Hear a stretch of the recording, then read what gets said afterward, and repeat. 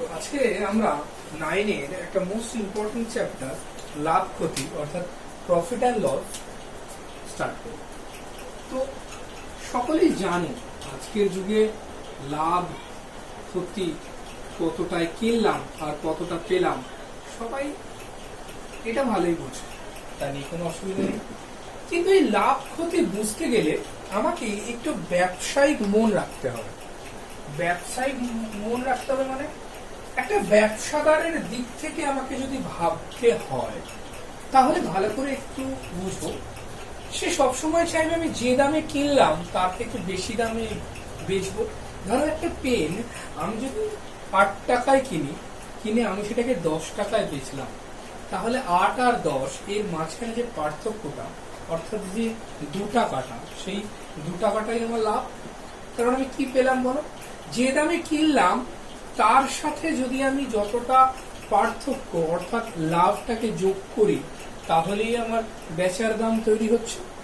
তাহলে লাভ ক্ষতির একটা অঙ্ক করতে গিয়ে আমি সবসময় এটুকু আমার আইডিয়া ক্লিয়ার হলো, যেখানে দুটো মেইন জিনিস দরকার, একটা হচ্ছে ক্রয় মূল্য বা কস্ট প্রাইস আর একটা বিক্রয় মূল্য বা সেল প্রাইস।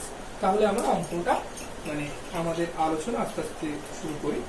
ফার্স্টে ক্রয় মূল্য, তারপর দাঁড়ালো বিক্রয় মূল্য।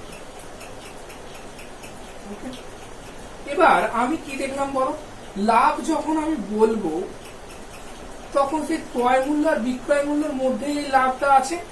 তার কারণ সবসময় এটাকে বলা হয় এসপি বা সেল প্রাইস, এটাকে বলা হয় সিপি বা কস্ট প্রাইস। তাহলে এই বিক্রয় মূল্যটা ক্রয় মূল্য থেকে বড় হলেই একমাত্র লাভ। তাহলে কতটা বড়?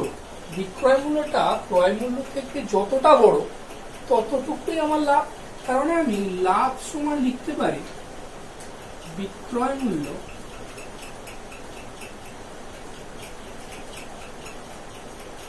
বিয়োগ ক্রয় মূল্য।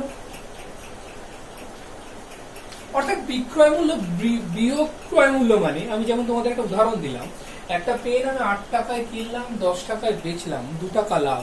তার মানে নিশ্চয়ই 10 টাকাটা তো বড়। তার মানে এখানে আমাকে অলওয়েজ মাথায় রাখতে হবে বিক্রয় মূল্য গ্রেটার দেন ক্রয় মূল্য। এবার এই গ্রেটার বলেই তো একজনের সাথে আরেকজনের পার্থক্যটা হয়ে গেল আমার লাভ। ক্লিয়ার সকলে? তার মানে ক্রয় মূল্য আর বিক্রয় মূল্যের মধ্যেই কিন্তু যেমন লাভটা রয়েছে, তেমনি ক্রয় মূল্য আর বিক্রয় মূল্যের মধ্যে আর একটাও রয়েছে, সেটা হচ্ছে ক্ষতি। মানে একইভাবে ধরো আমি তোমাকে বললাম যে আমি পেনটা 8 টাকায় কিনলাম, পেনটার আমার কোয়ালিটি বা কালি এতটাই জঘন্য যে ভালো নয়, তার মার্কেট প্রাইস ঠিকঠাক মতো পাওয়া যাচ্ছে না, তার ফলে সেটা আমি বাধ্য হলাম 8 টাকায় কিনে 5 টাকায় বেচতে। তাহলে আমার 3 টাকা কি হলো? ক্ষতি। তার মানে এখানেও কিন্তু একটা বড় একটা ছোট, কিন্তু দেখো সিনারিওটা চেঞ্জ হয়ে যাচ্ছে। ক্ষতি যখন হচ্ছে তখন কিন্তু সম্পূর্ণ ব্যাপারটা উল্টো হয়ে যাচ্ছে। ক্ষতিতে সর্বদা ক্রয় মূল্যটা এগিয়ে যাচ্ছে, অর্থাৎ ক্রয় মূল্য মাইনাস বিক্রয় মূল্য। এই জায়গাটা যেন কখনো না গোলায় আমাদের। ঠিক আছে? তখন এটাকে তোমরা সাধারণভাবে ভাবলেই হবে যে ক্ষতি করে আমি নিজের দিচ্ছি, আমি যে টাকায় কিনেছি সে টাকার থেকে অনেক কম দামে আমি বেচে দিচ্ছি। বলো, তাহলে এখান থেকে আমার যে কনক্লুশনটা পেলাম সেটা হচ্ছে ক্রয় মূল্য মাস্ট গ্রেটার দ্যান বিক্রয় মূল্য ইন কেস অফ লস। বুঝতে পারলাম আমি? এবার কেউ যদি তোমাকে বলে যে তুমি যে কেনাকাটা হলো, তোমার যে ব্যবসাটা করলে তাতে তোমার কত শতকরা কত লাভ হলো, বা তোমার তো ব্যবসাটা মন্দা যাচ্ছে, তোমার শতকরা কত ক্ষতি হলো, তাহলে তোমার লাভ বা তোমার ক্ষতি, তুমি যদি ব্যবসাদার হও তাহলে তোমার লাভ তোমার ক্ষতি তোমার দিক থেকেই তো তুমি দেখবে। অর্থাৎ তোমার দিক থেকে দেখবে মানে তোমাকে নিশ্চয়ই কোনো একটা ব্যবসা শুরু করতে গিয়ে প্রথমে কিছু মূলধন বা ইনভেস্টমেন্ট করতে হয়েছে, অর্থাৎ কিছু জিনিস কিনতে হয়েছে। অলওয়েজ তাই আমরা মাথায় রাখবো শতকরা লাভ বা শতকরা ক্ষতি সবসময় ব্যবসায়ী তার নিজের দিক থেকে দেখে, অর্থাৎ সে প্রথমে যে টাকা দিয়ে কিনেছে তার উপর দেখে। তাহলে এখানে আমি একটা ইম্পর্টেন্ট কনক্লুশন যেটা পেলাম, শতকরা লাভ বা শতকরা ক্ষতি সর্বদা ক্রয় মূল্যের ওপর নির্ভরশীল, ক্রয় মূল্যের ওপর নির্ভর করে। কারণ স্বাভাবিক তো সেটাই। যদি উদাহরণ দিয়ে আমরা একটু আলোচনা করি, আমি 10 টাকায় আমি 8 টাকায় পেনটা কিনে 10 টাকায় বেচলাম, তাহলে লাভটা কিন্তু যে 2 টাকা যে লাভটা আমি পেলাম সেটা কিন্তু 8 টাকার সাপেক্ষে। আমি যদি 8 টাকা জায়গায় 6 টাকায় পেনটা কিনতাম এবং সেই 10 টাকাতেই বেচতাম, তাহলে কিন্তু লাভটা 2 টাকা থাকতো না, তাহলে কিন্তু লাভটা হয়ে যেত আমার 4 টাকা। তাহলে এই 4 টাকা লাভটাও তো আমি ক্রয় মূল্যর সাপেক্ষে পেলাম। ওকে, তো তার ফলে আমরা এখান থেকে আরো দুটো ফর্মুলা আমাদের রাইজ করবে। সেটা কি বলো? ফার্স্ট ফর্মুলা হচ্ছে শতকরা লাভ, পার্সেন্টেজ অফ প্রফিট। শতকরা লাভ হচ্ছে ফর্মুলাটা কি বলো? প্রকৃত লাভ বাই ক্রয় মূল্য ইন্টু শতকরা বলেছি 100%। কেমন? আর একইভাবে যদি আমি লিখি বলো শতকরা ক্ষতি, তার মানে প্রকৃত ক্ষতি বাই ক্রয় মূল্য ইন্টু 100%। ওকে, একদম বেসিক থেকে আমরা শুরু করছি। তার মানে আমরা এটুকু বুঝলাম যে লাভ বা ক্ষতি পুরো ব্যাপারটাই নির্ভর করছে ক্রয় মূল্য আর বিক্রয় মূল্যের ওপর। খুব ভালো কথা। এবার আমরা একটু ফর্মুলায় আসি। আচ্ছা দেখো, আমাদের সিলেবাস অনুযায়ী অঙ্ক কিন্তু আমরা লাভ ক্ষতিটা সমস্যা তৈরি করে করতে পারি, বীজগণিতিক পদ্ধতি ব্যবহার করতে পারি, এক্স ধরে করতে পারি, সূত্রের মাধ্যমে করতে পারি। আমরা কিন্তু সব থেকে ইজি ওয়ে অর্থাৎ সূত্রের মাধ্যমে এবং এক্স বা বীজগণিতিক প্রক্রিয়া এই দুটোকে আমরা ইউজ করি। তো এবার আমি সূত্রে চলে আসি। ধরো তোমাকে বলা রইল যে P% লাভ হয়েছে, ভালো করে বুঝবে, এবং এটাকে আমি লিখছি, এবং এদিকে ধরো বলা আছে L% ক্ষতি হয়েছে। Very good. P% লাভ, L% ক্ষতি। তার মানে আমি ফার্স্টে, আচ্ছা আমাকে এই টার্মগুলো একটু মনে রাখতে হবে। SP মানে হচ্ছে বিক্রয় মূল্য, CP মানে হচ্ছে ক্রয় মূল্য। তাহলে P% লাভ যখনই এখানে লিখলাম, আমি এখানে এই সাইনটা বসিয়ে দিলাম। তো মাথায় রাখতে হবে, মাথায় রাখতে স্টিক করা হবে। SP মানে স্যার বলেছে বিক্রয়, আর CP মানে স্যার বলেছে ক্রয়, ক্রয়ের দিক বিক্রয় দিক। Very good. তাহলে আমি এটা লিখলাম। ওই দিকে তেমনি আবার লস মানে আমাকে উল্টো হয়ে গেল, মানে এটা হয়ে গেল। ওকে, এবার আমাকে বলছে যে ক্রয় মূল্যটাকে নির্ণয় করতে বলছে, সরি ফার্স্টে বিক্রয় মূল্যটাকে বার করতে বলছে আমার প্রদত্ত ক্রয় মূল্য। মানে নিশ্চয়ই আমার এরকম কোনো ফরমেশন থাকবে যে আমার পার্সেন্টেজ অফ লাভটা দেওয়া থাকবে, দেওয়ার পর আমাকে ক্রয় মূল্য দিলে বিক্রয় মূল্য বার করতে বলে, বিক্রয় মূল্য দিলে ক্রয় মূল্য বার করতে। খুব ইজি ফর্মুলার সাহায্যে আমরা বুঝবো। তার আগে এইটা বোঝার আগে আমি একটা ছোট্ট করে আমার মাইন্ডে একটা ছোট কনসেপ্ট যদি আমি একটু সেট করি। কি সেট করবো বলো? ধরো 20 একটা সংখ্যা, একে আমি একবার 4/5 দিয়ে গুণ করছি, একবার 5/4 দিয়ে গুণ করছি।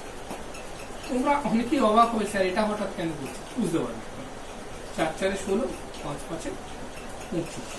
দেখো একই সংখ্যাকে আমি একটা ছোট ভগ্নাংশ দিয়ে গুণ করেছি, একটা বড় ভগ্নাংশ দিয়ে গুণ করেছে। মাইন্ডেড, এখানে ছোট ভগ্নাংশ আর বড় ভগ্নাংশটার মধ্যে কিন্তু আসল ব্যাপারটা লুকিয়ে আছে। তোমরা এই 4/5 যে ছোট ভগ্নাংশ, এই দেখে ছোট ভগ্নাংশ মানে কি লবটা ছোট, অর্থাৎ 1 থেকে ছোট। তাহলে ছোট ভগ্নাংশ আর বড় ভগ্নাংশটা বুঝবো কি করে? লব যখন ছোট ভগ্নাংশ ছোট, লব যখন বড় ভগ্নাংশটা বড়। কার থেকে বড়? 1 অপেক্ষা বড়। সবসময় মাথায় রাখবো, কোন একটা নির্দিষ্ট কিছুকে যদি আমি ছোট ভগ্নাংশ অর্থাৎ 1 অপেক্ষা ছোট ভগ্নাংশ দিয়ে গুণ করি, উত্তর দেখো কম। একই সেই জিনিসকে 1 অপেক্ষা বড় ভগ্নাংশ দিয়ে গুণ করি, উত্তর দেখো বেশি। সেই ফরমেশনটাই আমি এখানে আনবো যে কিভাবে। তার মানে ভালো করে দেখো, আমাকে যদি সিপিটা দেওয়া থাকে, এটা যদি প্রদত্ত হয়, তার মানে কি আমাকে এই রেসপেক্টে ছোটটা দেওয়া আছে না বড়টা দেওয়া আছে? ছোটটা দেওয়া আছে। কেমন? আমি বার করবো কি বড়টা। তাহলে তখন ফর্মুলাটা দাঁড়াবে, তার মানে কি ভালো করে ওই যদি আমি ওই ভগ্নাংশের হিসাব থেকে যাই, তার মানে ছোটটা ইনটু বড় ভগ্নাংশ, এই হচ্ছে বড় ভগ্নাংশটা বসছে। ছোটটা ইনটু বড় ভগ্নাংশ ইকুয়াল টু উত্তর আমার বড়, মানে বিক্রয় মূল্য আমার নিশ্চয়ই বেশি থাকবে।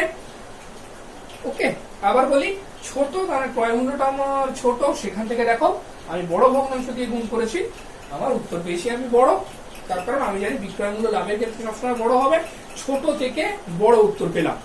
আচ্ছা, এবার তুমি আমাকে প্রশ্ন করতে পারো স্যার 100 + পি ব্যাপারটা থেকে, ধর পি মানে তোমাকে বলা আছে 10% লাভ, তাহলে 10% লাভ মানে তোমার এই ফর্মুলাটা অর্থাৎ এই পি এর জায়গাটা কত বসে যাবে 10/a, তার মানে দেখো 110/100, যদি তুমি কাটাকুটি করো 11/10, দেখো একের থেকে বড় ভগ্নাংশ না। ওকে, বুঝলাম। এবার এইটাকে আমি এখানে আনি, অর্থাৎ ক্রয় মূল্য বার করতে বলে বিক্রয় মূল্য দেওয়া থাকে এইখানটাই প্রফিট অ্যান্ড লসের মূল জায়গা, তখন জাস্ট এই জিনিসটা উল্টে যাবে আর কিচ্ছু না।